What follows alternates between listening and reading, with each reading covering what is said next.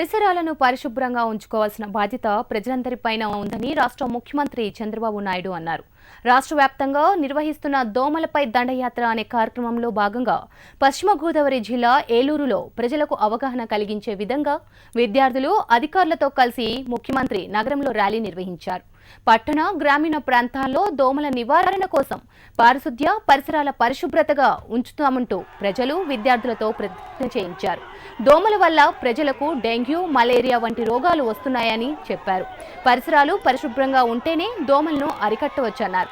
October 2 నుంచి బహిరంగ మలయాత్ర విసర్జన నిషేధిస్తున్నట్లు ముఖ్యమంత్రి చంద్రబాబు తెలిపారు.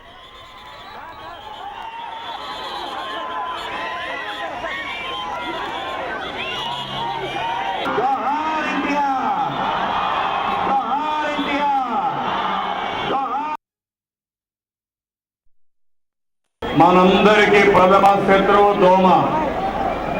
దోమ వల్ల డెంగ్యూ వస్తూ ఉంది, మలేరియా వస్తూ ఉంది, జేఈ వస్తూ ఉంది, బోధకాలు వస్తూ ఉంది, చికెన్ గున్యా వస్తుంది, డయేరియా వస్తుంది. అదే మరి అనేక దోమలు అనేక రకాలైనటువంటి రోగాల్ని వచ్చే పరిస్థితి వస్తూ ఉంది. మీ అందరికీ తెలుసు డెంగ్యూ ఎంత ప్రమాదం అంటే అంత ప్రమాదమైన రోగం. అది ప్లేట్లెట్లు పడిపోతాయి, మనిషి అనారోగ్య పాలవుతారు. ఓసారి ఆ ప్లేట్లెట్లు మళ్ళా ఎక్కించాలంటే లక్షల రూపాయలు ఖర్చు అవుతున్నాయి. మీరందరూ భాగస్వాములు కావాలి. దోమలు రహిత రాష్ట్రంగా తయారు చేయాలి.